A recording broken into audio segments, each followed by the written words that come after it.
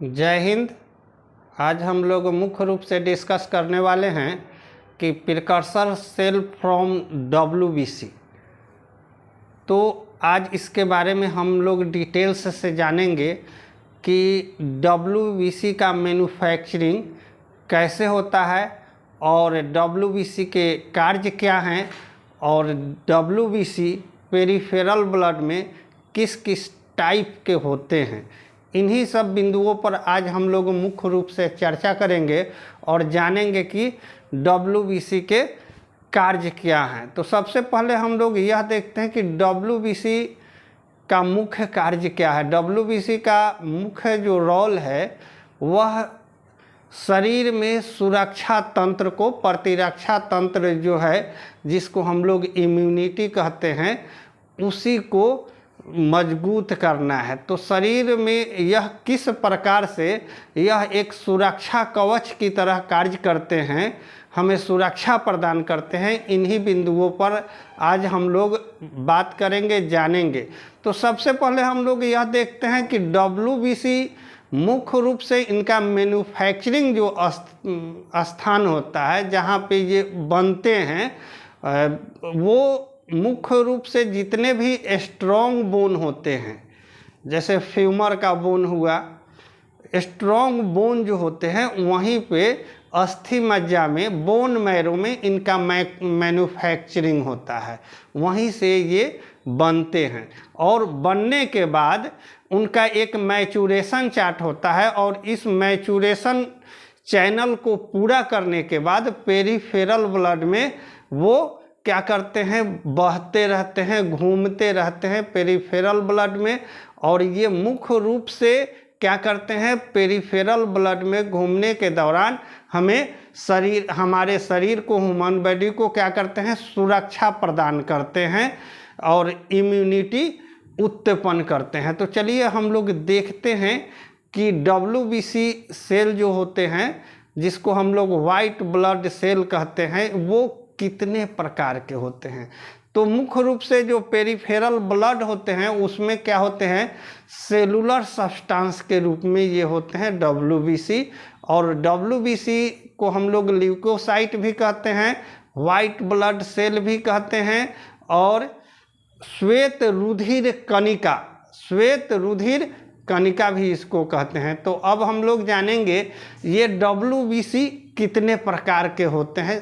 तो मुख्य रूप से डब्ल्यूबीसी जो सेल होते हैं वो 5 प्रकार के होते हैं। पहला न्यूट्रोफिल होता है, दूसरा लिम्फोसाइट होता है, तीसरा एसनोफिल होता है, चौथा मोनोसाइट होता है और 5वां बेसोफिल होता है। इसी के बारे में हम लोग आज जानेंगे कि इनका मुख्य रोल क्या है, किस तरह से ये हमारे बॉडी में कार्य करते रहते हैं, इसी के बारे में हम लोग जानेंगे। तो चलिए हम लोग देखते हैं न्यूट्रोफिल के बारे में। तो न्यूट्रोफिल जो पेरिफेरल ब्लड होता है उसमें अगर माइक्रोस्कोपिक जांच करें तो सेल की संख्या सबसे ज़्यादा जो होता है न्यूट्रोफिल का होता है। और न्यूट्रोफिल जो है first defence line of the human body, इसको कहा जाता है मानव का सबसे पहला प्रतिरक्षा तंत्र है। और ये किस तरह से, तो जब भी कोई इन्फेक्शन ह्यूमन बॉडी के किसी भी ऑर्गन में, किसी भी पार्ट्स में किसी चीज़ का एंटीबॉडी का, एंटी फॉरिजन सब्सटेंस का इंट्रेंस होता है, इंटर करते हैं, तो इसको विरोध में वह क्या करता है, रिएक्ट करता है।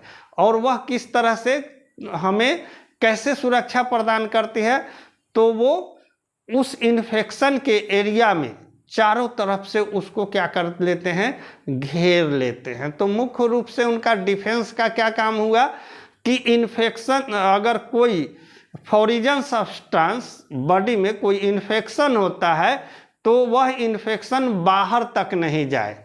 तो इसलिए उस चारों एरिया में, चारों तरफ के एरिया में, सर्कल में वो क्या करते हैं, घेर लेते हैं, अपने सैनिक को खड़ा कर देते हैं, यानी कि WBC जो सेल होते हैं जिसमें न्यूट्रोफिल होते हैं, वो न्यूट्रोफिल उसके चारों तरफ हो जाते हैं और इन्फेक्शन वहाँ से बाहर नहीं होता है। तो ये पहला रोल है। दूसरा रोल है लिम्फोसाइट का।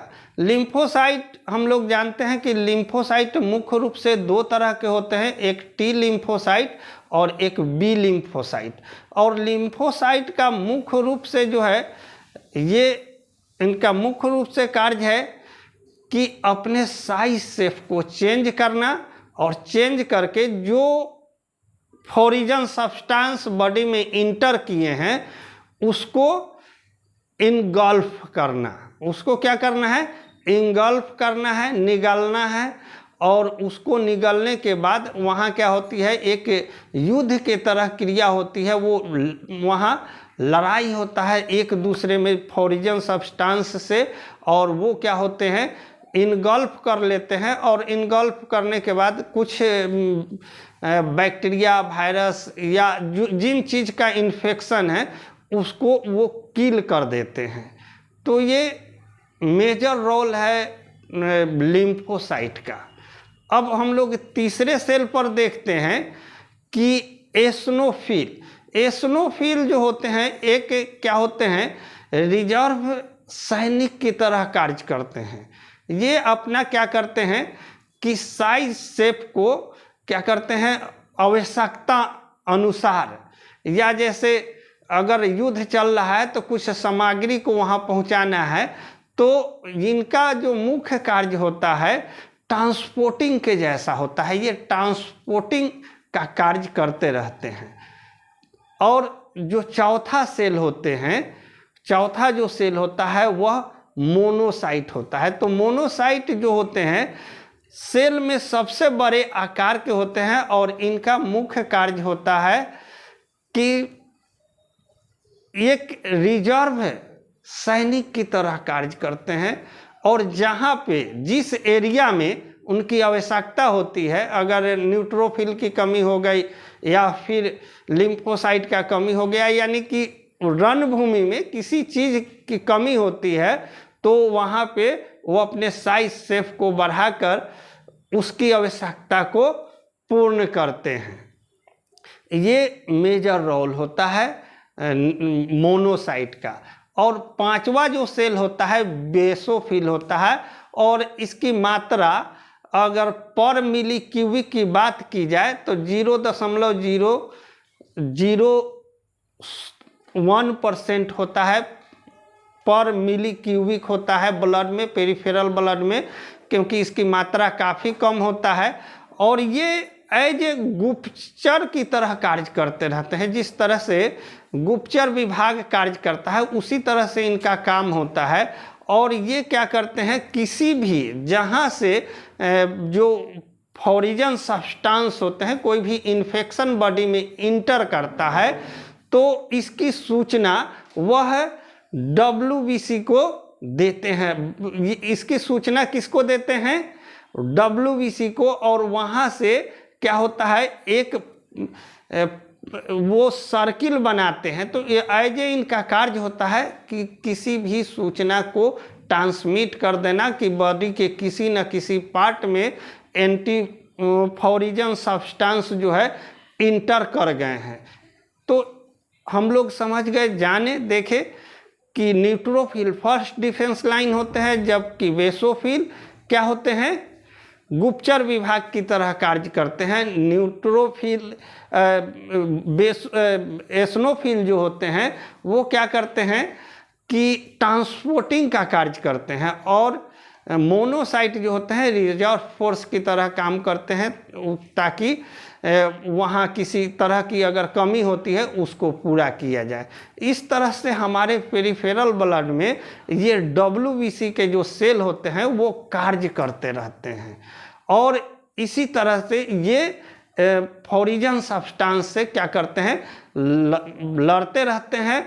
और ये हमारे शरीर को क्या करते हैं, सुरक्षा प्रदान करते हैं, एंटीबॉडी फॉर्मेट करते हैं। एंटीबॉडी फॉर्मेट करने में क्या करते हैं, सहयोग करते हैं और ह्यूमन बॉडी को या जो इन्फेक्शन होता है उसको वो पूर्ण रूप से समाप्त कर देते हैं। अब मुख्य रूप से जानेंगे कि प्रिकर्सर सेल ये WBC बनते कैसे हैं। तो WBC मुख्य रूप से इसका हम लोग मैचुरेशन चार्ट देखेंगे, लेकिन ये बोन मैरो में बनते रहते हैं और वहाँ पर क्या होते हैं कि स्टीम सेल होते हैं और स्टीम सेल में क्या होता है प्रिकर्सर सेल होते हैं जो कि WBC सेल को बनाने का कार्य करते हैं। और ये WBC क्या करते हैं ब्लड में धीरे धीरे पेरिफेरल ब्लड में आते रहते हैं। अगर ह्यूमन बॉडी में इसका नॉर्मल जो रेंज होता है WBC सेल के, तो न्यूट्रोफिल का जो रेंज है मुख्य रूप से 40 से लेकर 60 तक होता है। 40 से लेकर 60 पर मिली क्यूबिक होता है। और लिम्फोसाइट का जो नॉर्मल रेंज होते हैं 20 से 40 पर मिली क्यूबिक होता है। एसनोफिल का जो नॉर्मल रेंज है वह 6 से 8 होता है पर मिली क्यूबिक। और मोनोसाइट का जो है 2 से 6 पर मिली क्यूबिक इसका नॉर्मल रेंज होता है। और बेसोफिल का 0.001% होता है, क्योंकि उसकी मात्रा काफ़ी कम होती है। अगर कोई सेना है तो उसमें गुप्तचर विभाग के कितने कर्मचारी नियुक्त होते हैं, काफ़ी कम होते हैं। उसी तरह से बेसोफिल की भी हमारे पेरिफेरल ब्लड में काफ़ी मात्रा कम होती है, लेकिन ये काफ़ी उपयोगी होते हैं। तो नेक्स्ट वीडियो में हम लोग फिर से बात करेंगे, डिस्कस करेंगे कि WBC सेल का जो मैचुरेशन किस प्रकार से होता है और कैसे वो पेरिफेरल ब्लड में आने तक का उनका क्या सफ़र है, क्या प्रक्रिया है, इसके बारे में मिलेंगे। तब तक के लिए जय हिंद, जय भारत, वंदे मातरम।